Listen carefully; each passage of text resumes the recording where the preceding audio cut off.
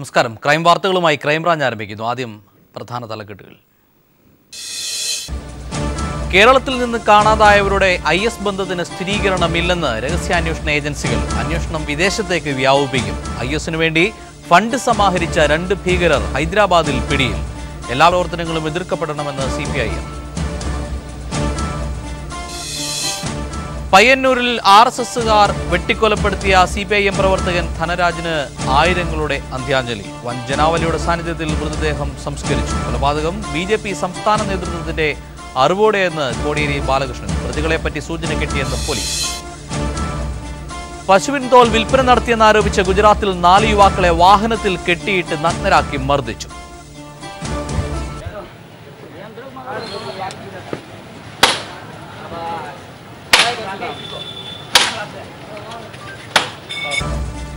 ആക്രമണത്തിന് പിന്നിൽ ഗോസംരക്ഷണ സേന.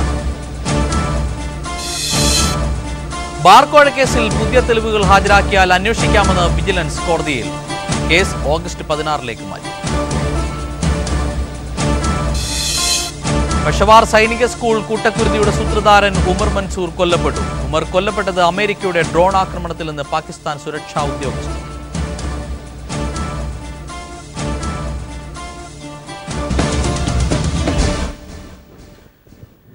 കൊച്ചിയിൽ അനധികൃതമായി സൂക്ഷിച്ച സ്വർണവും പണവും പിടികൂടിയ കേസിന്റെ അന്വേഷണം എൻഫോഴ്സ്മെന്റ് ഡയറക്ടറേറ്റ് ഏറ്റെടുത്തു. 1,52,00,000 രൂപ നികുതി വെട്ടിച്ച് മുംബൈയിൽ നിന്ന് കൊണ്ടുവന്ന സ്വർണമാണ് കഴിഞ്ഞ ദിവസം പിടികൂടിയത്. റിപ്പോർട്ടിലേക്ക്. കൊച്ചി കച്ചേരിപ്പടിയിലെ ഫ്ളാറ്റിൽ നിന്ന് കഴിഞ്ഞ ദിവസമാണ് സ്വർണ്ണാഭരണങ്ങളും 4 ലക്ഷം രൂപയും പോലീസ് പിടിച്ചെടുത്തത്. സംഭവത്തിൽ 2 രാജസ്ഥാൻ സ്വദേശികളെ കസ്റ്റഡിയിലെടുത്തിരുന്നു. പിടിക്കപ്പെട്ട സ്വർണം 4 കിലോഗ്രാം മാത്രമാണ് എന്നായിരുന്നു പ്രതികളായ ഗുണ്ടൻ സിംഗ്, പ്രഹ്ലാദൻ എന്നിവർ മൊഴി നൽകിയിരുന്നത്. എന്നാൽ വിശദമായ പരിശോധനയിൽ ഇത് 7.25 കിലോഗ്രാം ഉണ്ടെന്ന് വ്യക്തമായി. സ്വർണം കള്ളക്കടത്ത് നടത്തിയതിലൂടെ 1,22,52,000 രൂപയാണ് നികുതി വെട്ടിപ്പ് നടത്തിയിരിക്കുന്നത് എന്ന് കേസന്വേഷണം ഏറ്റെടുത്ത എൻഫോഴ്സ്മെന്റ് ഡയറക്ടറേറ്റ് അറിയിച്ചു. ഈ തുക അടച്ചാൽ സ്വർണം വിട്ടു നൽകും. നിശ്ചിത സമയത്ത് തുകയടച്ചില്ലെങ്കിൽ സ്വർണം സർക്കാർ കണ്ടുകെട്ടും. അതിനിടെ സുരേഷ് ഭായ് എന്ന് വിളിക്കുന്ന വ്യക്തിക്ക് വേണ്ടിയാണ് തങ്ങൾ സ്വർണം കൊണ്ടുവന്നത് എന്ന പ്രതികളുടെ മൊഴിയുടെ അടിസ്ഥാനത്തിൽ ഇയാൾക്ക് വേണ്ടിയുള്ള അന്വേഷണം തുടരുകയാണ്. മുംബൈയിൽ നിന്ന് തീവണ്ടി മാർഗം പ്രത്യേകം തയ്യാറാക്കിയ ജാക്കറ്റുകളിൽ ഒളിപ്പിച്ചു കൊണ്ടുവന്ന സ്വർണ്ണാഭരണങ്ങൾ കൊച്ചിയിലെ വിവിധ ജ്വല്ലറികളിൽ വിൽപ്പന നടത്താനുള്ളതായിരുന്നു. അതിനാൽ ഇവരിൽ നിന്ന് സ്വർണ്ണാഭരണങ്ങൾ വാങ്ങാറുള്ള ജ്വല്ലറികളെ സംബന്ധിച്ചും അന്വേഷണം നടക്കുന്നുണ്ട്. നേരത്തെയും സ്വർണം കടത്തിയിട്ടുള്ള പ്രതികൾ കാരിയർമാർ മാത്രമാണെന്നും ഇവരെ ഇത്തരത്തിൽ ഉപയോഗിക്കുന്നവർക്കായുള്ള അന്വേഷണം പുരോഗമിക്കുകയാണ് എന്നും എൻഫോഴ്സ്മെന്റ് ഡയറക്ടറേറ്റ് അറിയിച്ചു. News bureau, Kochi. Thrissur PG service സഹകരണ ബാങ്ക് അഴിമതിയിൽ വിജിലൻസ് കേസെടുത്തു. വിജിലൻസ് കോടതിയുടെ നിർദ്ദേശപ്രകാരം നടത്തിയ പരിശോധനയിൽ അഴിമതി ബോധ്യപ്പെട്ടതിനെ തുടർന്നാണ് ബാങ്ക് സെക്രട്ടറിയും ഭരണസമിതി അംഗങ്ങളും ഉൾപ്പെടെ ഉള്ളവർക്കെതിരെ കേസെടുത്തിരിക്കുന്നത്. 2007 മുതൽ 2012 വരെയുള്ള ഇടപാടുകളിലാണ് അന്വേഷണം നടക്കുക. PG സർവീസ് സഹകരണ ബാങ്കിലെ അഴിമതികൾ ചൂണ്ടിക്കാട്ടി VC വർഗീസ് നൽകിയ ഹർജിയിൽ ത്വരിത പരിശോധന നടത്താൻ തൃശൂർ വിജിലൻസ് കോടതി നിർദ്ദേശം നൽകിയിരുന്നു. ബാങ്കിൽ നടത്തിയ പരിശോധനയിൽ അഴിമതി വ്യക്തമായതിനെ തുടർന്നാണ് Thrissur vigilance DYSP A Ramachandran case register ചെയ്തത്. ബാങ്ക് സെക്രട്ടറി, അസിസ്റ്റന്റ് സെക്രട്ടറി, സഹകരണ വകുപ്പ് ഉദ്യോഗസ്ഥർ, ഭരണസമിതി അംഗങ്ങൾ എന്നിവർക്കെതിരെയാണ് കേസ്. 76.26 ലക്ഷം രൂപയുടെ സാമ്പത്തിക ക്രമക്കേട് പരിശോധനയിൽ കണ്ടെത്തിയിരുന്നു. ഇൻസ്പെക്ഷൻ ഇനത്തിൽ 30.76 ലക്ഷവും സെക്രട്ടറിയുടെ TA ഇനത്തിൽ 2 ലക്ഷവും ക്രമക്കേട് നടത്തി. കുടുംബാംഗങ്ങൾക്ക് കോടികൾ വായ്പ നൽകിയതിൽ സെക്രട്ടറി ഔദ്യോഗിക പദവി ദുരുപയോഗം ചെയ്തുവെന്ന് കണ്ടെത്തി. DYSPയുടെ നേതൃത്വത്തിലുള്ള സംഘമാണ് കേസ് അന്വേഷിക്കുന്നത്. News bureau, Thrissur. കേരളത്തിലേക്ക് കഞ്ചാവ് കടത്താൻ ശ്രമിച്ച 2 പേർ അതിർത്തിയിൽ തമിഴ്നാട് പോലീസിന്റെ പിടിയിലായി. ഒറീസയിൽ നിന്നെത്തിയ 4 കിലോ കഞ്ചാവും ഇവരിൽ നിന്ന് പിടിച്ചെടുത്തു. സമാന കേസിൽ മുമ്പും പ്രതികൾ പിടിയിലായിട്ടുണ്ട്. കേരളത്തിലേക്ക് കടത്താൻ ശ്രമിച്ച 4 കിലോഗ്രാം കഞ്ചാവുമായി അതിർത്തി ഗ്രാമമായ കുറിച്ചിക്കോട്ടയിലാണ് 2 പേരെ തമിഴ്നാട് വനപാലകർ അറസ്റ്റ് ചെയ്തത്. കുറിച്ചിക്കോട്ട വിനായക തെരുവിലെ സെൽവരാജ്, ഉദുമപ്പേട്ട VKP നഗറിലെ താമസക്കാരനായ ചന്ദ്രൻ എന്നിവരാണ് കഴിഞ്ഞ ദിവസം രാവിലെ പിടിയിലായത്. തിരുപ്പൂർ ഡിവിഷണൽ ഫോറസ്റ്റ് ഓഫീസർ പെരിയസ്വാമിക്ക് ലഭിച്ച രഹസ്യവിവരത്തിന്റെ അടിസ്ഥാനത്തിലാണ് ഉദുമല റേഞ്ച് ഓഫീസർ സുബ്ബയ്യയുടെ നേതൃത്വത്തിലുള്ള വനപാലക സംഘം പ്രതികളെ പിടികൂടിയത്. കുറിച്ചിക്കോട്ടെ ബസ് സ്റ്റോപ്പിൽ ബസ് കാത്തുനിന്ന സെൽവരാജിനെ പിടികൂടുകയായിരുന്നു. ഇയാളുടെ മൊഴിയുടെ അടിസ്ഥാനത്തിലാണ് ചന്ദ്രനെയും പിടികൂടിയത്. ഇരുവരും മുൻപും കഞ്ചാവ് കടത്തിയ കേസിൽ പ്രതികളാണ്.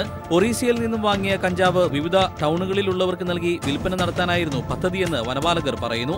പിടികൂടിയവരെ ഉദുമൽപേട്ട 1ാം ക്ലാസ് മജിസ്ട്രേറ്റ് കോടതിയിൽ ഹാജരാക്കി. പ്രതികളെ റിമാൻഡ് ചെയ്തു. News bureau, Idukki. വിദ്യാർത്ഥികൾക്ക് കഞ്ചാവ് വിൽപ്പന നടത്തിയ കേസിൽ 60കാരനെ കൊച്ചി മരട് പോലീസ് അറസ്റ്റ് ചെയ്തു. സമാന കേസിൽ ജയിൽ ശിക്ഷ അനുഭവിച്ച പ്രതിയാണ് വീണ്ടും പിടിയിലായത്. തൃപ്പൂണിത്തുറ മരട് പ്രദേശങ്ങളിലെ സ്കൂൾ വിദ്യാർത്ഥികൾക്ക് കഞ്ചാവ് വിൽപ്പന നടത്തിയിരുന്ന നിരവത്ത് റോഡിൽ വെളിഞ്ഞിപ്പറമ്പിൽ വേണുഗോപാലാണ് അറസ്റ്റിലായത്. മരട് മാങ്കായിൽ ഹൈസ്കൂൾ ഗ്രൗണ്ടിന് സമീപം ബൈക്കിലെത്തി കഞ്ചാവ് വിൽപ്പന നടത്തുന്നതിനിടെ ഇയാൾ പിടിയിലാവുകയായിരുന്നു. കഞ്ചാവ് കേസിൽ നേരത്തെ അറസ്റ്റിലായിരുന്ന പ്രതി ജയിൽവാസം അനുഭവിച്ചിട്ടുണ്ട്. 3 മാസം മുമ്പ് പുറത്തിറങ്ങിയ ഇയാൾ വീണ്ടും പഴയ തൊഴിൽ തന്നെ തുടരുകയായിരുന്നു. വേണുഗോപാലിൽ നിന്ന് കഞ്ചാവ് വാങ്ങി ചില്ലറ വിൽപ്പന നടത്തിയിരുന്ന 2 പേരെയും പോലീസ് അറസ്റ്റ് ചെയ്തു. വളഞ്ചമ്പലം സ്വദേശികളായ രാഹുൽ മേനോൻ, രാഹുൽ ജി കൃഷ്ണൻ എന്നീ യുവാക്കളാണ് പിടിയിലായത്. മരടിലെ നാർക്കോട്ടിക് സ്ക്വാഡ് അംഗങ്ങളാണ് പ്രതികളെ അറസ്റ്റ് ചെയ്തത്. കോടതിയിൽ ഹാജരാക്കിയ ഇവരെ റിമാൻഡ് ചെയ്തു. News bureau, Kochi. കോടികൾ വിലമതിക്കുന്ന പോലീസ് ബോട്ട് തീപിടിച്ചതിനെക്കുറിച്ച് പോലീസ് അന്വേഷണം ആരംഭിച്ചു. സ്വഭാവ ദൂഷ്യത്തെ തുടർന്ന് ജോലിയിൽ നിന്ന് നീക്കം ചെയ്ത താൽക്കാലിക ജീവനക്കാരനാണ് അപകടം നടന്ന സമയത്ത് ബോട്ട് ഓടിച്ചിരുന്നത്. തോട്ടപ്പള്ളി കോസ്റ്റൽ സ്റ്റേഷനിലെ ബോട്ടാണ് കായലിൽ വെച്ച് പൂർണ്ണമായി കത്തിനശിച്ചത്. കോസ്റ്റൽ പോലീസിന്റെ കോടികൾ വിലമതിക്കുന്ന ബോട്ടുകൾ ഓടിക്കുന്നത് താൽക്കാലിക ജീവനക്കാരാണ്. ഇത്തരത്തിൽ തോട്ടപ്പള്ളി തീരദേശ പോലീസ് സ്റ്റേഷനിൽ മാത്രം 17 ജീവനക്കാരാണുള്ളത്. സ്പെഷ്യൽ ബ്രാഞ്ച് ഡിവൈഎസ്പിയുടെ റിപ്പോർട്ട് പ്രകാരം പുറത്താക്കിയ വ്യക്തിയാണ് കഴിഞ്ഞ ദിവസം അപകടത്തിൽപ്പെട്ട ബോട്ടും ഓടിച്ചിരുന്നത്. അമിത വേഗത്തിൽ ബോട്ട് ഓടിക്കുന്നതിനും ഡീസലും മറ്റും മറിച്ചു വിൽക്കുന്നതിനും മദ്യപിച്ച് ബോട്ട് ഓടിക്കുന്നു തുടങ്ങിയ കുറ്റങ്ങൾ ചുമത്തിയാണ് ഇയാളെ പുറത്താക്കിയത്. എന്നാൽ പിന്നീട് മുൻ ആഭ്യന്തരമന്ത്രി തന്നെ നേരിട്ടിടപെട്ട് ഇയാളെ തിരികെ ജോലിക്കെടുക്കുകയായിരുന്നു. ബോട്ട് ഓടിച്ചതിലുള്ള പാകപ്പിഴയാണ് 2.5 കോടി രൂപ വില വരുന്ന ബോട്ട് തീപിടിക്കാൻ കാരണമെന്ന് വിദഗ്ധർ പറയുന്നു. സംഭവത്തെക്കുറിച്ച് തൃക്കുന്നപ്പുഴ പോലീസും കോസ്റ്റൽ ഐജിയുടെ നേതൃത്വത്തിലുള്ള പോലീസും അന്വേഷണം ആരംഭിച്ചു. അപകടത്തെക്കുറിച്ച് സാങ്കേതിക തെളിവുകൾ ശേഖരിക്കുന്നതിന് മറൈൻ എഞ്ചിനീയറിംഗ് വിഭാഗത്തിലെ ഉദ്യോഗസ്ഥർ നാളെ അപകടസ്ഥലം സന്ദർശിച്ച് ബോട്ട് പരിശോധന നടത്തും. എന്താണെന്നുള്ളത് അന്വേഷിക്കുന്നുണ്ട് വിദഗ്ധരായിട്ടുള്ള ആളുകൾ, ടെക്നിക്കൽ സൈഡിൽ വിദഗ്ധരായിട്ടുള്ള ആളുകൾ, ഇതിൻ്റെ എഞ്ചിനീയറും ബാക്കിയെല്ലാം അവർക്ക് റിപ്പോർട്ട് കൊടുത്തില്ല. അവർ വന്ന് പരിശോധിച്ചാൽ മാത്രമേ എന്താണ് ഇതിൻ്റെ റീസൺ, എങ്ങനെയാണ് ഇത് തീയെത്തിയത്, എങ്ങനെയാണ് ഇതിൻ്റെ സ്റ്റാർട്ടിംഗ് ഉണ്ടായത്, എന്താണെന്നുള്ളത് പൂർണ്ണമായിട്ടും വ്യക്തമായി മനസ്സിലാവും. അടിയന്തര പ്രാധാന്യമുള്ള ഘട്ടങ്ങളിൽ മാത്രം കടലിൽ ഉപയോഗിക്കേണ്ട ബോട്ട് കായലിലൂടെ അമിത വേഗത്തിൽ എന്തിനോടിച്ചുവെന്ന ചോദ്യവും ഉയരുന്നുണ്ട്. 1000 രൂപ മുതൽ 500 രൂപ വരെ ദിവസക്കൂലി വാങ്ങുന്ന ജീവനക്കാരാണ് ബോട്ടിൻ്റെ പ്രവർത്തനങ്ങൾ നടത്തി വരുന്നത്. മെക്കാനിക്കുകൾ വന്ന് അത് കറക്റ്റായിട്ട് 2 ആഴ്ച കൂടുമ്പോൾ ഒന്നിച്ച് ചെക്ക് ചെയ്യുന്നതാണ്. ചെക്ക് ചെയ്തതിന് ശേഷം ബോട്ട് ഞങ്ങൾ ട്രയൽ റണ്ണിന് വേണ്ടിയിട്ട് സ്റ്റേഷനിൽ നിന്ന് പറഞ്ഞ പ്രകാരം ട്രയൽ റണ്ണിന് വരുന്ന സമയത്താണ് ഇത് ഒരു 300 മീറ്റർ ഓടിക്കാണും. അപ്പോഴത്തേക്ക് പുക വരുന്നത് കണ്ടു. കേന്ദ്ര ആഭ്യന്തര വകുപ്പിന്റെ കീഴിൽ കേരളത്തിലെ 8 തീരദേശ സ്റ്റേഷനുകളിൽ 24 ബോട്ടുകളാണ് ഇത്തരത്തിൽ പ്രവർത്തിച്ചു വരുന്നത്. Shajahan, news bureau, Alappuzha. കണ്ണൂരിലെ പയ്യന്നൂരിൽ RSSകാർ വെട്ടിക്കൊലപ്പെടുത്തിയ CPIM പ്രവർത്തകൻ ധനരാജിന്റെ മൃതദേഹം സംസ്കരിച്ചു. ആയിരക്കണക്കിന് പാർട്ടി പ്രവർത്തകരുടെയും ബന്ധുക്കളുടെയും സുഹൃത്തുക്കളുടെയും സാന്നിധ്യത്തിലായിരുന്നു സംസ്കാര ചടങ്ങ്. രാമന്തളി കുന്നരുവിൽ RSS പ്രവർത്തകർ വെട്ടിക്കൊന്ന CPIM പ്രവർത്തകൻ ധനരാജിന്റെ മൃതദേഹം കുന്നരുവിലെ വീട്ടുവളപ്പിൽ സംസ്കരിച്ചു. പരിയാരം മെഡിക്കൽ കോളേജിലെ പോസ്റ്റ്മോർട്ടത്തിന് ശേഷം വിലാപയാത്രയായാണ് മൃതദേഹം പയ്യന്നൂർ ഗാന്ധി പാർക്കിൽ എത്തിച്ചത്. വഴിനീളെ ആയിരങ്ങൾ അന്ത്യാഭിവാദ്യങ്ങൾ അർപ്പിക്കാനെത്തിയിരുന്നു. കൃത്യമായും പരിശീലനം സിദ്ധിച്ച കൊലയാളി സംഘമാണ് ആക്രമണത്തിന് പിന്നിലെന്ന നിഗമനത്തിലാണ് പോലീസ്. പരിസരങ്ങളിൽ കൊലയാളികൾക്ക് സഹായമെത്തിച്ചവരെ കുറിച്ചും പോലീസിന് സൂചന ലഭിച്ചിട്ടുണ്ട്. സംഭവത്തെക്കുറിച്ച് അന്വേഷിക്കാൻ പ്രത്യേക അന്വേഷണ സംഘത്തെ നിയോഗിക്കുമെന്ന് SP അറിയിച്ചു. ധനരാജിന്റെ വീടിന് നേരെ 1 മാസം മുൻപും ആക്രമണമുണ്ടായിട്ടുണ്ട്. കൃത്യമായ അജണ്ട വെച്ചുള്ള RSS നീക്കത്തിന്റെ ഭാഗമാണ് ധനരാജ് വധമെന്നും കണ്ണൂരിന്റെ സമാധാനം തകർക്കാനുള്ള ഗൂഢാലോചനയാണ് ഇതിന് പിന്നിലെന്നും CPIM ജില്ലാ സെക്രട്ടറി PJ രാജൻ പറഞ്ഞു. RSS BJPക്കാർ കൊലവിളി മുദ്രാവാക്യവുമായിട്ടാണ് പ്രകടനം നടത്തിയത്. അതിൻ്റെ തുടർച്ചയായിട്ടാണ് സഖാവ് ധനരാജൻ്റെ നേരെയുള്ള ഈ നിഷ്ഠൂരമായിട്ടുള്ള കൊലപാതകം. ഇതിൽ കൃത്യമായി RSS BJP നേതാക്കന്മാർക്ക് പങ്കുണ്ട്. BJP നേതാവായിട്ടുള്ള K. സുരേന്ദ്രൻ നേരത്തെ ചാനൽ ചർച്ചയിൽ തന്നെ എടുത്തു പറഞ്ഞ പേരായിരുന്നു സഖാവ് ധനരാജിൻ്റേത്. ഗാന്ധി പാർക്കിലും കുന്നരു പാർട്ടി ഓഫീസിലും വീട്ടിലും അവസാനമായി ധനരാജിനെ ഒരു നോക്കു കാണാൻ 100 കണക്കിന് ആളുകളാണ് തിങ്ങി നിറഞ്ഞത്. അതേസമയം CPIM ആഹ്വാനം ചെയ്ത ഹർത്താൽ പയ്യന്നൂർ മണ്ഡലത്തിൽ സമാധാനപരമായിരുന്നു. ഒരു നാട് ഒന്നടങ്കം ഒഴുകിയെത്തി പ്രിയ സഖാവിന് അന്തിമോപചാരം അർപ്പിക്കാൻ. കുന്നരുവിൽ നിന്നും PV ജോഷില. കേരളത്തിൽ നിന്നും കാണാതായവരുടെ IS ബന്ധത്തിന് സ്ഥിരീകരണമില്ല. ദില്ലിയിൽ ചേർന്ന രഹസ്യാന്വേഷണ ഏജൻസികളുടെ ഉന്നതതല യോഗത്തിൻ്റെതാണ് വിലയിരുത്തൽ. വിദേശ രാജ്യങ്ങളുമായി സഹകരിച്ച് അന്വേഷണം വ്യാപിപ്പിക്കാനും യോഗം തീരുമാനിച്ചു. ഇതിനിടെ IS ബന്ധമുള്ള 2 പേരെ ഹൈദരാബാദിൽ നിന്നും ദേശീയ അന്വേഷണ ഏജൻസി അറസ്റ്റ് ചെയ്തു. ആഭ്യന്തര സുരക്ഷാ പ്രശ്നങ്ങളും രാജ്യത്ത് പലയിടത്തും റിപ്പോർട്ട് ചെയ്ത IS സ്വാധീനവും പരിശോധിക്കാനും തുടർ പ്രവർത്തനങ്ങൾ ആസൂത്രണം ചെയ്യാനുമാണ് ദില്ലിയിൽ കേന്ദ്ര ഇന്റലിജൻസ് വിഭാഗത്തിന്റെ നേതൃത്വത്തിൽ ഉന്നതതല യോഗം ചേർന്നത്. കേരളത്തിൽ നിന്നുൾപ്പെടെ ദുരൂഹ സാഹചര്യത്തിൽ നിരവധി പേരെ കാണാതായ റിപ്പോർട്ടുകൾ യോഗം പരിശോധിച്ചു. കേരളത്തിൽ നിന്നും കാണാതായവർ ISൽ എത്തിപ്പെട്ടിട്ടുണ്ടോ എന്ന കാര്യം സ്ഥിരീകരിക്കാൻ ഇന്റലിജൻസ് ബ്യൂറോക്ക് സാധിച്ചിട്ടില്ല. കാണാതായവരിൽ ചിലർ അഫ്ഗാനിസ്ഥാൻ ഉൾപ്പെടെയുള്ള രാജ്യങ്ങളിൽ എത്തിയതിന്റെ വിശദാംശങ്ങൾ IBക്ക് ലഭിച്ചിട്ടുണ്ട്.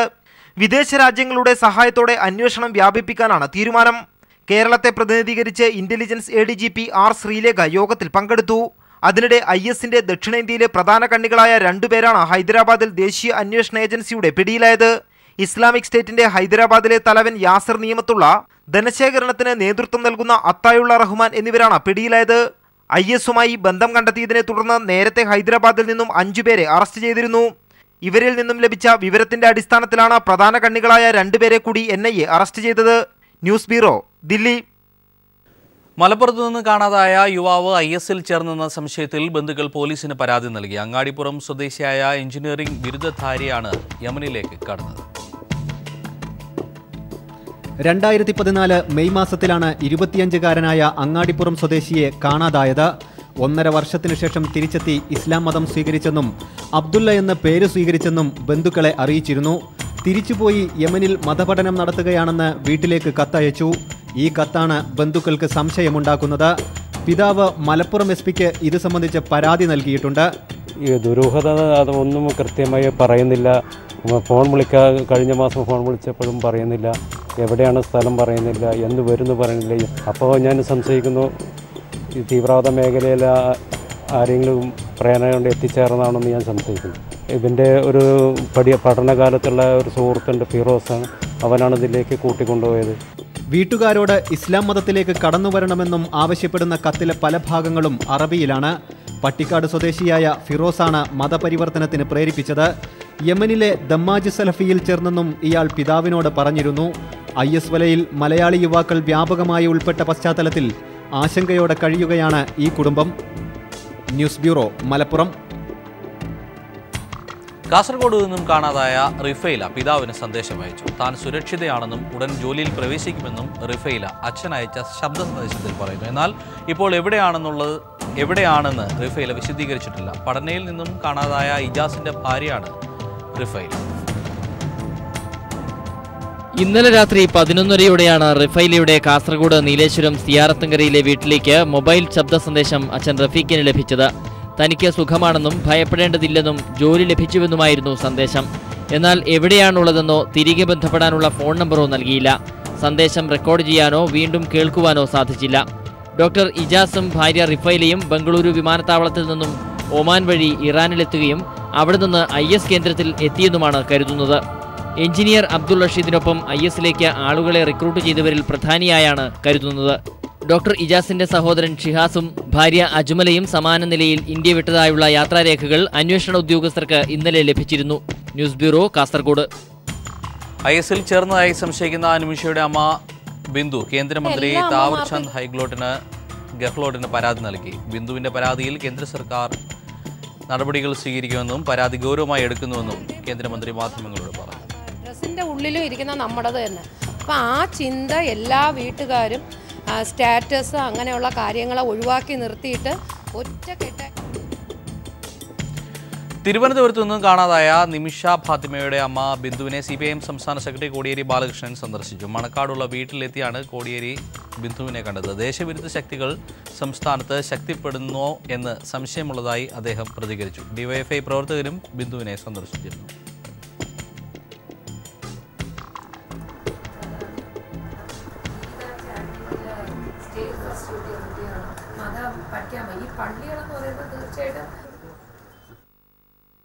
IS ബന്ധം സ്ഥിരീകരിച്ച മലയാളികൾക്കെതിരെ സർക്കാർ UAPA ചുമത്തും.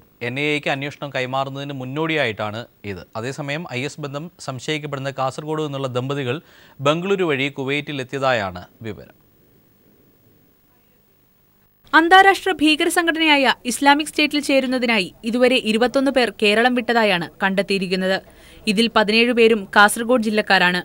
നാടുവിട്ടവരിൽ 11 പേർക്ക് ഇസ്ലാമിക് സ്റ്റേറ്റുമായി നേരിട്ട് ബന്ധമുണ്ടെന്ന് കേന്ദ്ര അന്വേഷണ ഏജൻസികളായ IBയും റോയും കണ്ടെത്തിയിരുന്നു. നാടുവിട്ടവരുടെ രേഖകൾ, ടെലിഫോൺ, വാട്സ്ആപ്പ് സന്ദേശങ്ങൾ എന്നിവ പരിശോധിച്ചാണ് ഇസ്ലാമിക് സ്റ്റേറ്റ് ബന്ധം സ്ഥിരീകരിച്ചത്. അന്തർദേശീയ തലത്തിൽ അന്വേഷണം ആവശ്യമായതിനാൽ കേസുകൾ NIA ഏൽപ്പിക്കുവാൻ സംസ്ഥാന സർക്കാർ തീരുമാനിച്ചത്. ഇതിന്റെ ഭാഗമായാണ് ഇസ്ലാമിക് സ്റ്റേറ്റുമായി നേരിട്ട് ബന്ധമുള്ളവർക്കെതിരെ UAPA നിയമം ചുമത്തിയത്.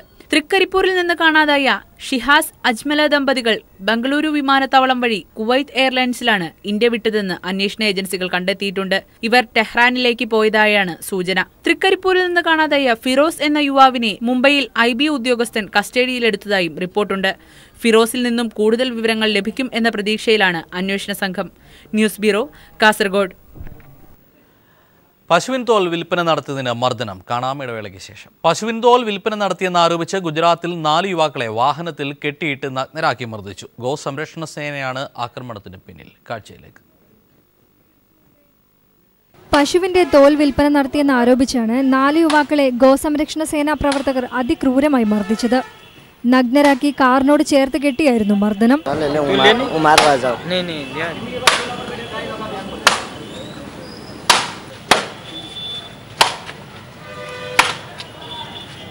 ഗുജറാത്തിലെ ഗിർ സോംനാഥിൽ ഇക്കഴിഞ്ഞ തിങ്കളാഴ്ചയാണ് സംഭവം നടന്നത്.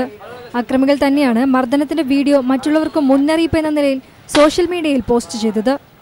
ഈ വീഡിയോ വൈറലായതോടെയാണ് സംഭവം പുറം ലോകം അറിഞ്ഞത്. അക്രമികളിൽ 3 പേരെ പോലീസ് പിടികൂടിയിട്ടുണ്ട്. 2 പേരെ ഇതുവരെയും കണ്ടെത്താനായിട്ടില്ല. News desk. 2014 ഡിസംബറിൽ പെഷവാർ സൈനിക സ്കൂളിലുണ്ടായ കൂട്ടക്കുരുതിയുടെ സൂത്രധാരൻ ഉമർ മൻസൂർ അമേരിക്കയുടെ ഡ്രോൺ ആക്രമണത്തിൽ കൊല്ലപ്പെട്ടു. പാകിസ്ഥാൻ സുരക്ഷാ ഉദ്യോഗസ്ഥരാണ് വാർത്ത സ്ഥിരീകരിച്ചത്. ശനിയാഴ്ച അഫ്ഗാനിസ്ഥാനിൽ നടത്തിയ ഡ്രോൺ ആക്രമണത്തിൽ പെഷവാർ സൈനിക സ്കൂൾ കൂട്ടക്കുരുതിയുടെ മുഖ്യ സൂത്രധാരൻ ഉമർ മൻസൂർ കൊല്ലപ്പെട്ടെന്നാണ് റിപ്പോർട്ടുകൾ. അഫ്ഗാനിസ്ഥാനിലെ ബന്ദർ മേഖലയിലാണ് ആക്രമണമുണ്ടായത്. മൻസൂറിനൊപ്പം ഖാരി സൈഫുള്ള എന്ന ഭീകരനും കൊല്ലപ്പെട്ടിട്ടുണ്ട്. കഴിഞ്ഞ മെയ് 25-ന് അമേരിക്ക ഉമറിനെ ആഗോള ഭീകരനായി പ്രഖ്യാപിച്ചിരുന്നു. 2014 ഡിസംബർ 16-നാണ് സൈനിക സ്കൂളിൽ കൂട്ടക്കൊലപാതകം അരങ്ങേറിയത്. 122 കുട്ടികളും 22 അധ്യാപകരും ആക്രമണത്തിൽ കൊല്ലപ്പെട്ടിരുന്നു. മൻസൂറും സൈഫുള്ളയും പാക് തെഹരിക് ഇ താലിബാന്റെ താരിഖ്-ഇ-ദാർ സംഘത്തിൽപ്പെട്ടവരാണ്. ഖൈബർ ആദിവാസി മേഖലയിൽ സൈനിക നീക്കങ്ങൾ ആരംഭിച്ചതിനെ തുടർന്നാണ് മൻസൂർ അഫ്ഗാനിസ്ഥാനിലേക്ക് കടന്നത്. സംഭവത്തിനു പിന്നാലെ ഇയാൾ അഫ്ഗാനിസ്ഥാനിലെത്തുകയായിരുന്നു. 2015-ൽ പാകിസ്ഥാനിലെ എയർഫോഴ്സ് ആസ്ഥാനത്തുണ്ടായ ആക്രമണത്തിന്റെ ഉത്തരവാദിയും മൻസൂർ ആയിരുന്നു. 29 പേരാണ് അന്ന് കൊല്ലപ്പെട്ടത്. 2016-ൽ ഛർദസയിലെ ബച്ചഖാൻ സർവകലാശാലയിലുണ്ടായ ആക്രമണത്തിന് പിന്നിലും മൻസൂർ ആയിരുന്നു. 18 പേരാണ് ആക്രമണത്തിൽ കൊല്ലപ്പെട്ടത്. News desk. ബാർ കോഴക്കേസിൽ പുതിയ തെളിവ് വന്നാൽ പരിശോധിക്കുമെന്ന് വിജിലൻസ് കോടതിയിൽ. പരാതിക്കാർ പുതിയ തെളിവുകൾ ഹാജരാക്കുകയാണെങ്കിൽ അന്വേഷിക്കാൻ തയ്യാറാണെന്നും വിജിലൻസ് വ്യക്തമാക്കി. വിശദമായ വാദം കേൾക്കാൻ കേസ് ഓഗസ്റ്റ് 16-ലേക്ക് മാറ്റി. KM മാണിയെ കുറ്റവിമുക്തനാക്കിയ വിജിലൻസിന്റെ തുടരന്വേഷണ റിപ്പോർട്ട് തള്ളണമെന്ന ഹർജിയാണ് കോടതി പരിഗണിച്ചത്. പരാതിക്കാർക്ക് പുതിയ തെളിവുകളുണ്ടെങ്കിൽ പുനഃപരിശോധിക്കുന്നതിന് തടസ്സമില്ലെന്ന് വിജിലൻസിന്റെ അഭിഭാഷകൻ കോടതിയെ അറിയിച്ചു. മാണിയെ കുറ്റവിമുക്തനാക്കിയ തുടരന്വേഷണ റിപ്പോർട്ട് കോടതിയുടെ പരിഗണനയിലുണ്ട്. ഇതിൽ സ്വമേധയാ അഭിപ്രായം പറയുന്നില്ല. എന്നാൽ പുതിയ തെളിവുകൾ ഉണ്ടായാൽ കേസ് പുനഃപരിശോധിക്കുന്നതിനും വീണ്ടും അന്വേഷിക്കുന്നതിനും തടസ്സമില്ല. ഇതായിരുന്നു വിജിലൻസ് കോടതിയിൽ സ്വീകരിച്ച നിലപാട്. ബാർ കേസ് വീണ്ടും അന്വേഷിക്കുന്നതിന് കഴിഞ്ഞ ദിവസം വിജിലൻസ് ഡയറക്ടർ ജേക്കബ് തോമസ് നിയമോപദേശം തേടിയിരുന്നു. തുടരന്വേഷണത്തിൽ കോടതി നിർദ്ദേശങ്ങൾ പാലിച്ചിട്ടില്ലെന്ന നിയമോപദേശമാണ് ഡയറക്ടർക്ക് ലഭിച്ചത്. ഈ സാഹചര്യത്തിലാണ് തുടരന്വേഷണത്തിന്റെ സാധ്യത തള്ളാതെ വിജിലൻസ് അഭിഭാഷകൻ കോടതിയിൽ നിലപാടെടുത്തത്. വരുന്ന മാസം 16-ന് കേസിൽ വിശദമായ വാദം കേൾക്കും. News bureau, Thiruvananthapuram. ജമ്മു കാശ്മീരിലെ സംഘർഷത്തിന് പിന്നിൽ പാകിസ്ഥാൻ കരങ്ങളുണ്ടെന്ന് കേന്ദ്ര സർക്കാർ. പ്രധാനമന്ത്രിയുടെ അധ്യക്ഷതയിൽ ദില്ലിയിൽ അടിയന്തര ഉന്നതതല യോഗം ചേർന്ന് സ്ഥിതിഗതികൾ വിലയിരുത്തി. കാശ്മീർ ജനത സമാധാനത്തിനായി പ്രവർത്തിക്കണമെന്ന് പ്രധാനമന്ത്രി ആവശ്യപ്പെട്ടു. സംഘർഷത്തിൽ കൊല്ലപ്പെട്ടവരുടെ എണ്ണം 31 ഉയർന്നു. തീവ്രവാദ സംഘടനയായ ഹിസ്ബുൾ മുജാഹിദ്ദീൻ കമാൻഡർ ബുർഹാൻ മുസാഫിർ വാനി സൈനിക ആക്രമണത്തിൽ കൊല്ലപ്പെട്ടതിനെ തുടർന്നുണ്ടായ സംഘർഷം 4-ാം ദിവസവും കാശ്മീർ താഴ്വരയെ അശാന്തമാക്കുകയാണ്. തെക്കൻ കാശ്മീരിലെ 10ഓളം ജില്ലകളിൽ പടരുന്ന സംഘർഷത്തിൽ ഇതുവരെ 31ഓളം പേർ കൊല്ലപ്പെട്ടുവെന്നാണ് ഔദ്യോഗിക കണക്ക്. പോലീസുകാരടക്കം നിരവധി പേരെ കാണാതായി. സ്ഥിതിഗതികൾ വിലയിരുത്താൻ പ്രധാനമന്ത്രിയുടെ അധ്യക്ഷതയിൽ അടിയന്തര യോഗം ദില്ലിയിൽ ചേർന്നു. സംഘർഷത്തിനു പിന്നിൽ പാകിസ്ഥാൻ പിന്തുണയുണ്ടെന്ന് യോഗം വിലയിരുത്തി. സമാധാനത്തിനായി പ്രവർത്തിക്കണമെന്ന് കാശ്മീർ ജനതയോട് പ്രധാനമന്ത്രി നരേന്ദ്രമോദി ആഹ്വാനം ചെയ്തു. ബുർഹാൻ വാനിയുടെ കൊലപാതകത്തിൽ പ്രതിഷേധിച്ച ഇന്ത്യൻ സ്ഥാനപതിയെ പാകിസ്ഥാൻ കഴിഞ്ഞ ദിവസം വിളിച്ചു വരുത്തിയിരുന്നു. ഇതിനെതിരെ ഇന്ത്യ പ്രതിഷേധം വ്യക്തമാക്കി. ഇന്ത്യയുടെ ആഭ്യന്തര കാര്യങ്ങളിൽ ഇടപെടുന്നതിൽ നിന്നും പാകിസ്ഥാൻ മാറി നിൽക്കണമെന്ന് വിദേശകാര്യ മന്ത്രാലയം അറിയിച്ചു. സംഘർഷം നിയന്ത്രിക്കാൻ ജമ്മുകാശ്മീർ സർക്കാർ കൂടുതൽ നടപടികൾ കൈക്കൊള്ളണമെന്ന് കേന്ദ്ര സർക്കാർ ആവശ്യപ്പെട്ടു. പ്രധാനമന്ത്രിയുടെ വസതിയിൽ ചേർന്ന യോഗത്തിൽ കേന്ദ്ര ആഭ്യന്തരമന്ത്രി രാജ്നാഥ് സിംഗ്, സുരക്ഷാ ഉപദേഷ്ടാവ് അജിത് ഡോവൽ തുടങ്ങിയവരും പങ്കെടുത്തു. കാശ്മീർ പ്രശ്നം നിയന്ത്രണ വിധേയമാക്കാൻ കഴിയാത്ത സാഹചര്യത്തിൽ കേന്ദ്ര ആഭ്യന്തരമന്ത്രി രാജ്നാഥ് സിംഗ് അമേരിക്കൻ പര്യടനം റദ്ദാക്കി. News bureau, Delhi. Secretariat annexe നിർമ്മാണത്തിൽ ക്രമക്കേടെന്ന് CAG റിപ്പോർട്ട്. നിർമ്മാണത്തിൽ സുരക്ഷാ നിബന്ധനകൾ പാലിച്ചിട്ടില്ലെന്നാണ് കണ്ടെത്തൽ. UDF സർക്കാരിന്റെ കാലത്താണ് നിർമ്മാണം നടന്നത്. പാറ്റൂർ ഭൂമി ഇടപാടിലും ക്രമക്കേടെന്ന് CAGയുടെ റിപ്പോർട്ട്. 21 കാര്യങ്ങളിൽ ചട്ടലംഘനം ഉണ്ടായെന്നും ഭൂമി കൈമാറ്റത്തിൽ നിയമസഭയുടെ മേശപ്പുറത്ത് വെച്ച റിപ്പോർട്ടിൽ സൂചിപ്പിക്കുന്നു. സെക്രട്ടേറിയറ്റ് അനക്സ് നിർമ്മാണത്തിൽ ക്രമക്കേടുണ്ടായെന്ന ഗുരുതരമായ കണ്ടെത്തലാണ് CAGയുടെ റിപ്പോർട്ടിലുള്ളത്. അനക്സിനു വേണ്ടി 16,320 ചതുരശ്ര മീറ്ററിൽ 9 നില കെട്ടിടം തിരുവനന്തപുരം കോർപ്പറേഷന്റെ അനുമതിയില്ലാതെ നിർമ്മിച്ചു. അഗ്നിശമന സുരക്ഷാ കാര്യങ്ങൾ, വിമാനത്താവള അനുമതി തുടങ്ങിയവ പാലിക്കപ്പെട്ടില്ല. നിയമലംഘനങ്ങൾ ചൂണ്ടിക്കാണിക്കപ്പെട്ടിട്ടും കേരള മുനിസിപ്പൽ കെട്ടിട നിർമ്മാണ ചട്ടമനുസരിച്ച് അനുമതി നൽകാൻ കോർപ്പറേഷൻ സെക്രട്ടറിയോട് സർക്കാർ ശുപാർശ ചെയ്യുകയായിരുന്നു. സുരക്ഷാ വ്യവസ്ഥകളിൽ വിട്ടുവീഴ്ച ചെയ്യാൻ സർക്കാരിന് അധികാരമില്ലെന്നും ഓഡിറ്റ് റിപ്പോർട്ടിൽ പരാമർശമുണ്ട്. നേരത്തെ ഇക്കാരണങ്ങൾ ചൂണ്ടിക്കാണിച്ച് കെട്ടിടത്തിന് അനുമതി നിഷേധിച്ചപ്പോൾ അന്നത്തെ ഫയർഫോഴ്സ് DGP ജേക്കബ് തോമസിനെ സർക്കാർ സ്ഥലം മാറ്റിയിരുന്നു.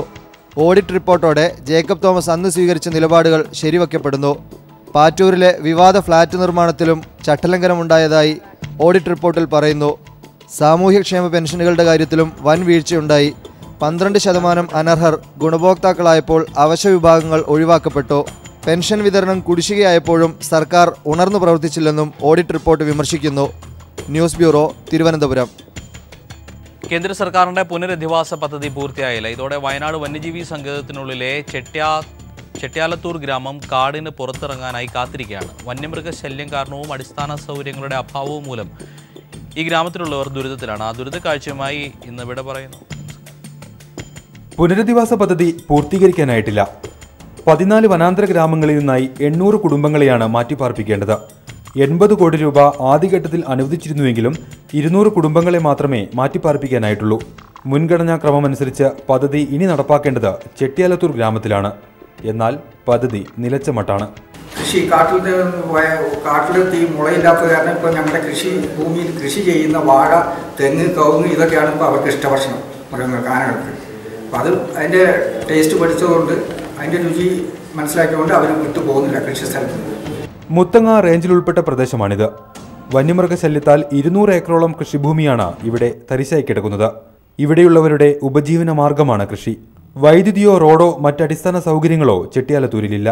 പഠനം പോലും മുടങ്ങുന്നു. പദ്ധതി പൂർത്തീകരിക്കുവാനുള്ള അടിയന്തര നടപടികൾക്കായി കാത്തിരിക്കുകയാണ് ഇവരിപ്പോഴും.